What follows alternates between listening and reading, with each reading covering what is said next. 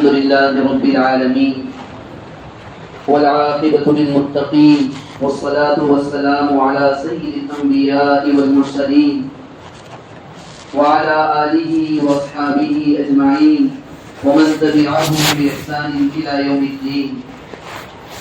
أما بعد فقد قال الله تبارك وتعالى في كلامه المجيد والفرقان الحميد: وأعوذ بالله من الشيطان الرجيم بسم الله الرحمن الرحيم.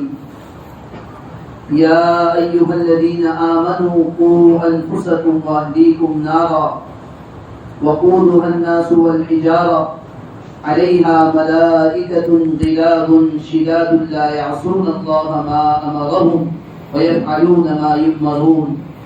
صدق الله العظيم. میرے محترم بھائیو، بزرگ اور دوستو، قرآن کریم کی ایک آیت کریمہ آپ حضرات کی خدمت میں پیش کی ہے. اللہ جل جلالہ وعظم نوالہ نے اس آیت کریمہ کے اندر ارشاد فرمایا: یا ایھا الذین آمنوا، اے وہ لوگوں جو ایمان لائے. قرآن کریم میں اللہ تبارک و تعالیٰ نے کئی مقامات پر، کئی جگہوں پر بار بار یہ فرمایا: یا ایھا الذین آمنوا، اے ایمان والو.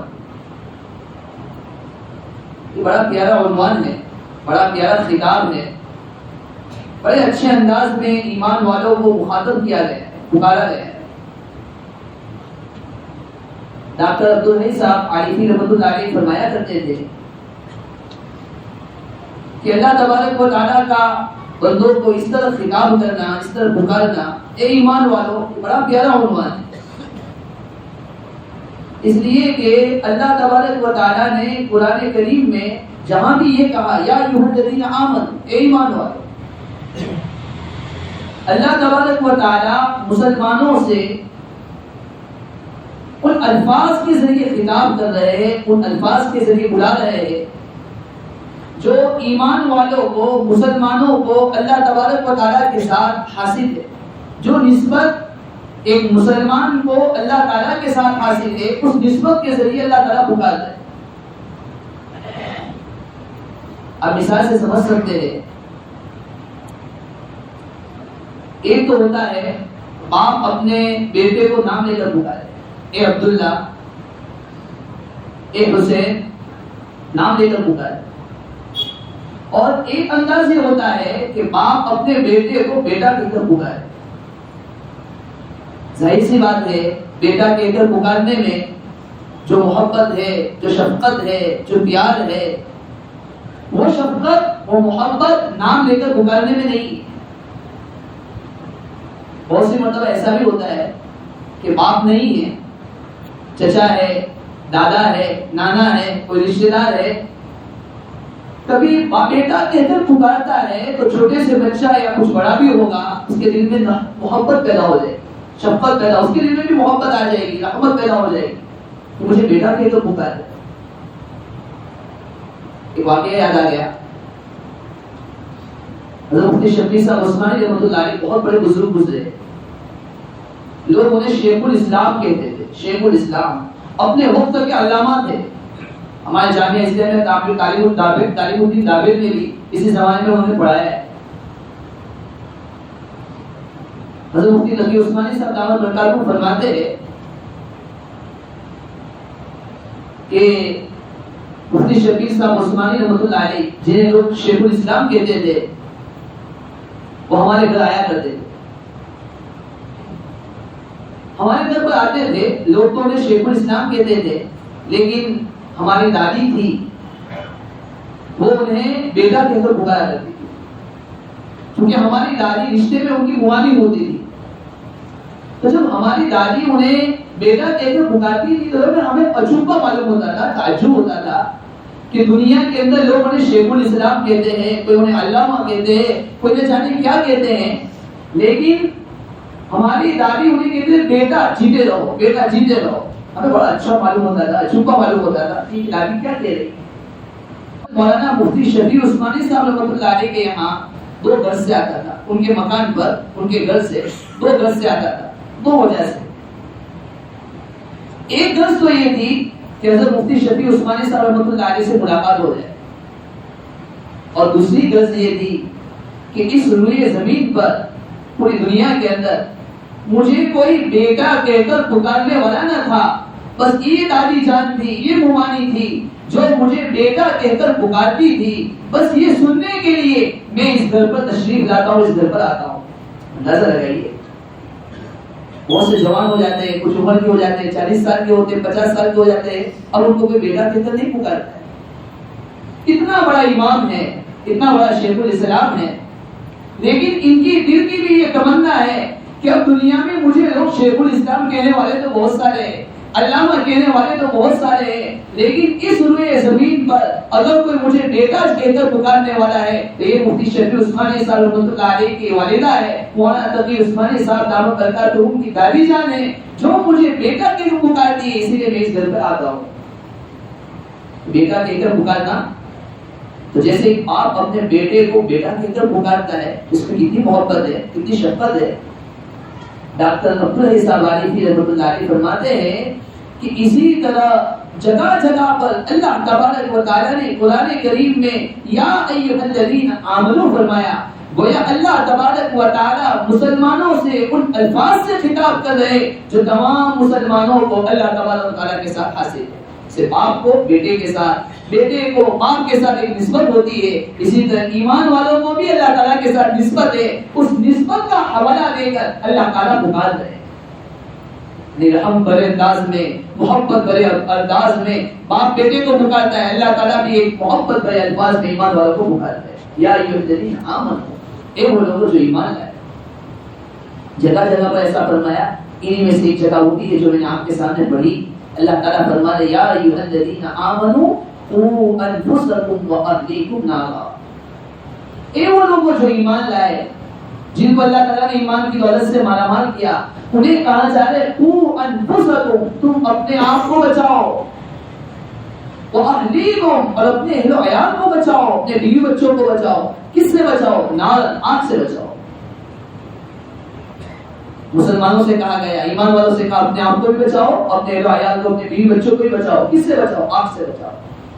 کیسی آگ ہے؟ اس آگ کی صفت آگے بیان کی، قوا انفسکم واہلیکم نارا وقودها الناس والحجارہ، جس آگ کا ایندھن لکڑیاں نہیں ہے، جس آگ کا ایندھن کوئلے نہیں ہے، وقودها الناس والحجارہ، جس آگ میں جلنے والی چیز، جس آگ کے ایندھن لوٹ اور پتھر ہے۔ وہ آگ کیسی ہے؟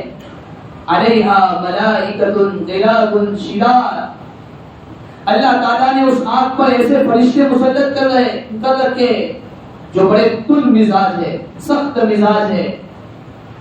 لا یعصون اللہ ما امرہم، اللہ نے جو ان کو حکم دیا اس کی خلاف ورزی نہیں کرتے، اس کی نافرمانی نہیں کرتے۔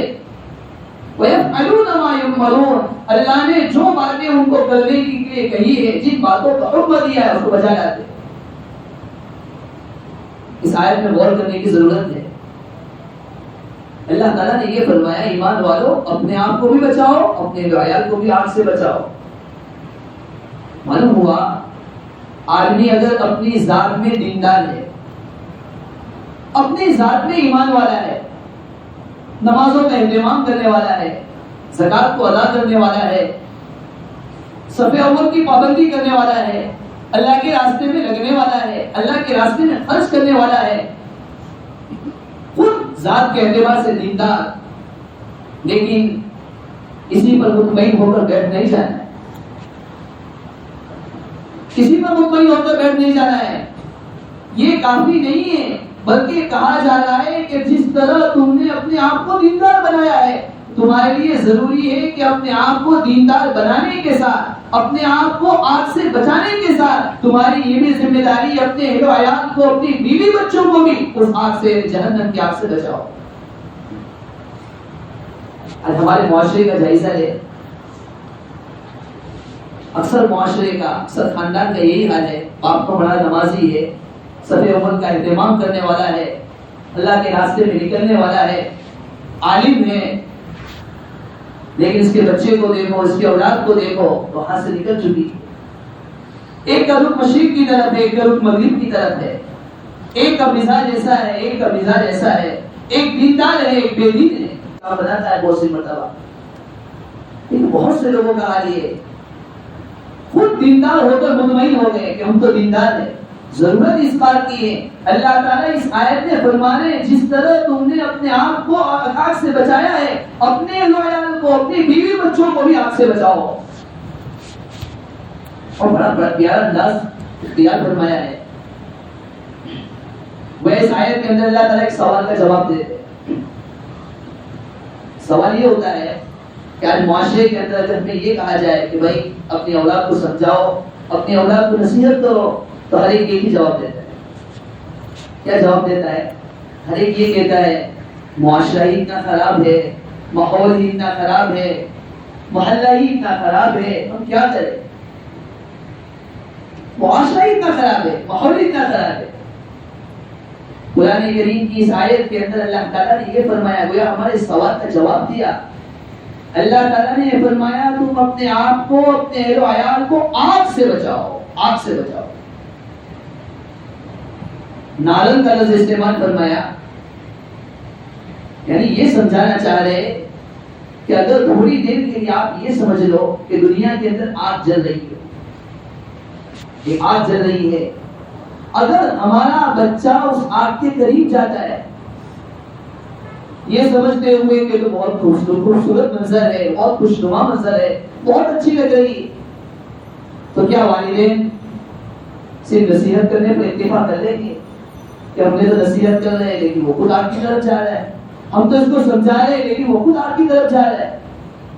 اور اگر بچہ گر جائے، ایسی آگ ہے کہ بچہ قریب جائے گا، اندر جائے گا، جل جائے گا، تو کیا والدین صرف بیٹھے بیٹھے سمجھاتے رہیں گے، نصیحت کرتے رہیں گے؟ نہیں. اگر والدین دیکھیں گے کہ میرا پیارا بچہ آگ کی طرف جا رہا ہے تو والدین اپنی جگہ سے کھڑے ہو جائیں گے، اپنے چھوٹے سے بچے کو اپنے گود کے اندر لے لیں گے اور اس کو آگ سے قریب بالکل نہیں جانے دیں گے، اپنی گود میں لے کر آ جائیں. قرآن کریم میں بھی یہ فرمایا گیا اگر کوئی آدمی یہ بہانہ نکلتا ہے کہ معاشرہ خراب ہے، تھوڑی دیر کے لیے کچھ سمجھایا، اللہ کی ذات سے امید ہے غریب ذمہ تو ہو جائے گا، لیکن یہ سوچنے کی ضرورت ہے کیا ہمارا سمجھانے سے صرف ہم اتنے سمجھانے کا ہمارا اتنا سمجھانا کافی ہو جائے گا؟ کیا جس طرح دنیا کی آگ سے بچانے کے لیے ہم محنت کر رہے ہیں، اس آگ سے بچانے کے لیے جس آگ کا دنیا کے اندر تصور نہیں کیا جا سکتا، جس آگ کا گمان دنیا میں نہیں کیا جا سکتا ہے، کیا جس طرح دنیا کی آگ سے بچانے کے لیے محنت کر رہے اتنی محنت آخرت اور قیامت کی آگ سے بچانے کے لیے کر رہے؟ اس سوال کا قرآن کریم کی اس آیت میں جواب بھی دیا گیا ہے. ہم تھوڑی دیر کے لیے ہر ایک جائزہ ہے. دیکھو پہلے زمانے میں بھی والدین اپنی اولاد سے محبت کرتے تھے، اس زمانے میں بھی محبت کرتے، لیکن پہلے زمانے کے اندر والدین اپنے اولاد کے ساتھ لاڈ کرنے کے ساتھ، پیار کرنے کے ساتھ ساتھ شریعت مطہرہ کی حدود کو ہمیشہ سامنے رکھا کرتے تھے. اس کی ہر ضد کو پورا کرتے تھے، اس کی ہر بات کا جواب دیا کرتے تھے، لیکن ہر باپ کے دل میں بات ہوا کرتی تھی کچھ بھی ہو جائے میں اس کے لاڈ کو پیار سے پیار اور پیار زیادہ سے زیادہ کروں گا، لیکن میری شریعت نے، میرے نبی علیہ السلام نے جس بات کا حکم دیا ہے سب سے پہلے اس کا پاس و لحاظ رکھوں گا.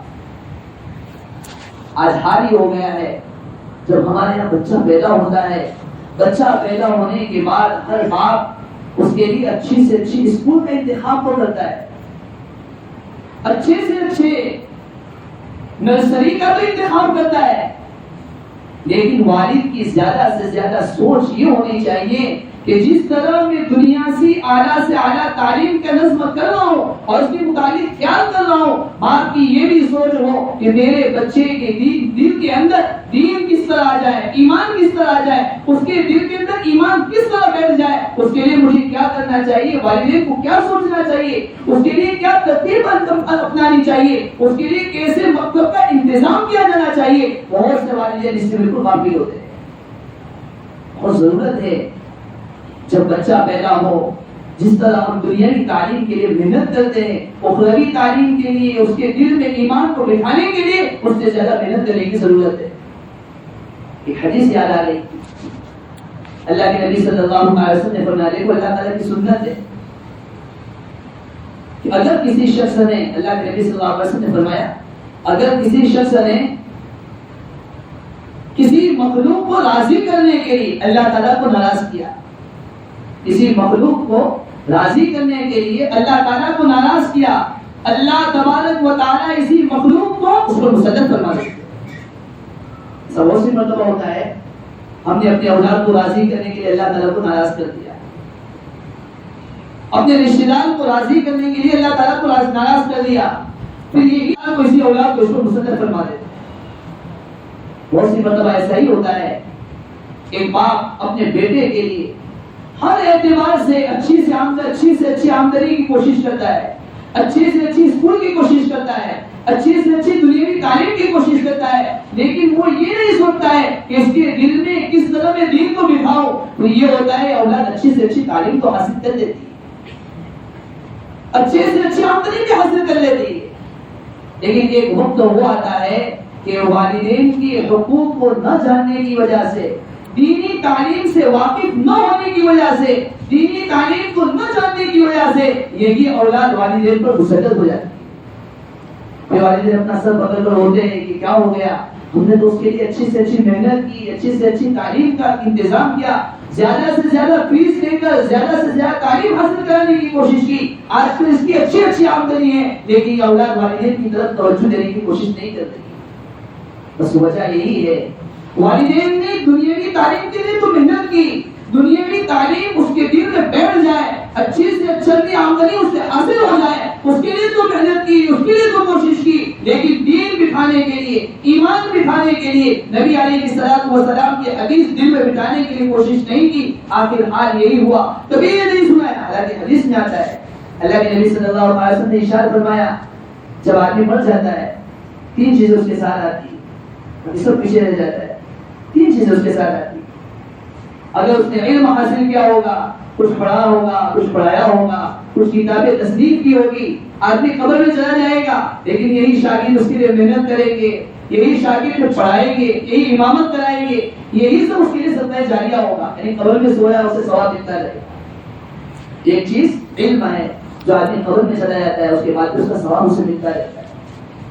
دوسری چیز، دنیا کے اندر جو رفاہی کام انسان انجام دیے، مسجد بنائی، مسجد میں کچھ پیسے دے دیے، تو شفا خانہ بنا دیا جس سے لوگ خوب فائدہ اٹھا رہے، آدمی قبر میں چلا جائے گا، یہ صدقہ جاریہ ہے، جب تک اس مسلم کو وہ نماز پڑھتا رہے گا، اللہ تبارک و تعالیٰ قیامت تک اس کو ثواب دیتے رہیں گے۔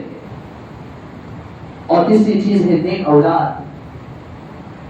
اگر اولاد نیک ہوگی، باپ تو قبر میں چلا گیا، قبر میں چلے جانے کے بعد یہ باپ بیٹا جب تک اس روئے زمین پر اللہ اس کا نام لے گا، قرآن کریم کی تلاوت کرے گا، علم حاصل کرے گا، کچھ پڑھے گا، کچھ پڑھائے گا، جو کچھ دینی خرچ کرے گا، اللہ تبارک و تعالیٰ اس کے باپ کو قبر کے اندر اس کا ثواب عطا فرماتا رہے گا۔ تو میں یہ کہہ رہا تھا، اچھی سے اچھی تعلیم دینی اعتبار سے، دنیاوی اعتبار سے ہم دے رہے، دینی اعتبار سے بھی اس کو اچھے سے اچھی تعلیم دینے کی کوشش کریں۔ بہت سارے ممالک کا ایسا حال ہے، نے سنا بھی ہوگا، باپ نے اپنے بیٹوں کے لیے اچھی سے اچھی تعلیم کا نظم کیا، لیکن صحیح طور پر دینداری نہیں آئی، دینی تعلیم حاصل نہیں کروائی، جس کا نتیجہ یہ ہوا کہ باپ بوڑھا ہو گیا، بوڑھا ہو جانے کے بعد اسے نرسنگ ہوم کے اندر رکھ دیا گیا، بیٹا باپ وہاں سڑ رہا ہے، اولاد کو کوئی فکر نہیں اور باپ اسی کے اندر رہ رہا ہے۔ بہت سارے ممالک کے متعلق تو یہ سنا گیا کہ باپ بیمار ہے، آخری وقت کے اندر ہے، وہاں کے مینیجر نے، وہاں کے ذمہ دار نے فون کیا کہ آپ کے باپ کا یہ حال ہو چکا ہے، بیٹا یہ کہتا ہے میرے پاس وقت ہی نہیں، میں بزنس میں پڑا ہوں، ابھی میرے پاس کوئی وقت ہی نہیں، میں کیسے آ سکتا ہوں۔ آخری وقت میں باپ کا انتقال ہو گیا، بیٹے نے کہا مجھے بڑی افسوس کی بات ہوئی کہ میرے والد کا انتقال ہوا، میرے باپ کا انتقال ہوا، لیکن ابھی میرے پاس وقت ہی نہیں، آپ ہی خود اس کی تجہیز و تکفین کر دے رہے، آپ اس میں خود غسل دے دے رہے، خود اسے قبر کے اندر اٹھا دے رہے، اور جو کچھ بھی ہو بھی میرے پاس پہنچا دے، میں اس کی رقم ادا کر دوں گا۔ اللہ تعالیٰ کی سنت، میں نے کہا اللہ کے نبی صلی اللہ علیہ وسلم نے ارشاد فرمایا اللہ کی مخلوق کو راضی کرنے کے لیے اللہ کو ناراض کیا، وہی مخلوق جس کو راضی کرنے کے لیے سب کام کیا گیا، اللہ تعالیٰ اسی مخلوق کو اس پر مسلط کر دیتے ہیں۔ اور ضرورت ہے کہ ہم اپنے اولاد کے لیے جس طرح اور تعلیم کا انتظام کرتے ہیں، دینی تعلیم کا انتظام کریں۔ ہمارے اکابر بلکہ حضرت انبیاء علیہ السلام، نبوت سے بڑھ کر کیا مرتبہ ہو سکتا ہے؟ انبیاء علیہ السلام کو بھی اپنی اولاد کی بڑی فکر تھی۔ حضرت اسماعیل علیہ السلام نے اپنے بیٹوں کو نصیحت فرمائی، وَكَانَ يَأْمُرُ أَهْلَهُ بِالصَّلَاةِ وَالزَّكَاةِ۔ اسماعیل علیہ السلام اپنی اولاد کو، اپنی ہدایات کو نصیحت کر رہے، نماز کا اور زکات کا۔ حضرت یعقوب علیہ السلام اپنے وقت کے بڑے نبی ہیں، موت کا وقت قریب آیا، اپنے بیٹوں کو جمع کیا، ام کنتم شہداء اذ حضر یعقوب الموت، موت کے وقت اپنے اولاد کو بلایا۔ آج ہماری موت کا وقت ہوتا ہے، عام وقت کا نبی ہے، لیکن اپنے بیٹوں کو آخری وقت میں پوچھ رہے، اذ کنتم شہداء اذ حضر یعقوب الموت اذ قال لبنیہ ما تعبدون من بعدی، میرے بعد تم کس کی عبادت کرو گے، میرے بعد تم کس کی پوجا کرو گے، میرے بعد تم کس کی پرستش کرو گے۔ ایک نبی اپنے بیٹوں کو پوچھ رہا ہے، اولاد کی کتنی فکر تھی۔ ایک واقعہ سنا کر اپنی بات کو ختم کر دیتا ہوں۔ شیخ الحدیث حضرت مولانا شیخ محمد زکریا صاحب رحمۃ اللہ علیہ، سب نے نام تو سنا ہی ہوگا۔ ایک مرتبہ چھوٹے تھے بھی تو ان کے والد صاحب آرام کرنے کے لیے اپنے کمرے میں گئے، آرام کا تقاضا ہوا، تکیہ پاس تھا نہیں۔ شیخ الحدیث حضرت مولانا محمد زکریا صاحب رحمۃ اللہ علیہ فرماتے ہیں کہ میں نے والد محترم سے کہا کہ اچھا تکیہ لے آؤ، میرے پاس بھی تکیہ موجود ہے۔ حضرت مولانا زکریا صاحب رحمۃ اللہ علیہ فرماتے میرے پاس تکیہ تھا، میرے والدین نے میرے لیے بنایا تھا، جس کو اپنے ہمیشہ اپنے ساتھ رکھا کرتا تھا، مجھے اس سے بہت محبت تھی۔ چھوٹے چھوٹے بچے ہوتے ہیں، کسی کو چادر سے محبت ہوتی ہے، پاس لے کے گھومتے رہتے ہیں۔ شیخ الحدیث مولانا زکریا صاحب فرماتے مجھے اس تکیے سے بڑی محبت تھی۔ والد صاحب کو آرام کا تقاضا ہوا، میں نے کہا کہ اپنا تکیہ لے آؤ، میرا تکیہ لے آؤ۔ حضرت مولانا محمد الیاس صاحب رحمۃ اللہ علیہ کے والد صاحب نے فرمایا لے آؤ۔ میں لے کر جیسے ہی پہنچا، اپنے والد صاحب کو تکیہ پیش کیا، والد صاحب نے زور سے ایک تماچا رسید کیا، زور سے ایک تماچا مارا۔ شیخ الحدیث مولانا زکریا صاحب رحمۃ اللہ علیہ فرمانے لگے مجھے بڑا غصہ آیا، میں نے اپنا دل نکال کر پیش کیا، ایک محبت بھرا تکیہ جو مجھے پسند تھا، جس سے مجھے محبت تھی، میں نے اس طرح پیش کیا گویا میں نے اپنا دل پیش کیا، لیکن والد صاحب نے مجھے تماچا مار دیا۔ والد صاحب نے اس کے بعد فرمایا اتنی چھوٹی سی عمر میں اس تکیے کے متعلق یہ کہہ رہے ہو کہ میرا تکیہ ہے؟ جب تک باپ حیات ہے، باپ زندہ ہے، تمام کی تمام ملکیت باپ کے قبضے میں، اتنی چھوٹی سی عمر میں تکیے کے متعلق یہ کہہ رہے ہو میرا تکیہ ہے؟ اس پر والد صاحب نے ایک تماشا مار دیا۔ شیخ زکریا رحمۃ اللہ علیہ فرماتے ہیں کہ اس وقت تو بات سمجھ میں نہیں آئی، لیکن بڑے ہونے کے بعد سمجھ میں آئی کہ اتنی چھوٹی سی بات پر میرے والد نے جو مجھے تماچا مارا تھا بالکل صحیح مارا تھا۔ تو یہ ہوتی ہے تربیت، اور ضرورت ہے وہ اپنے اولاد کی تربیت کرے۔ اللہ تعالیٰ شان سے دعا ہے، انشاءاللہ آگے کبھی موقع ملا اور کچھ باتیں عرض کر دوں گا۔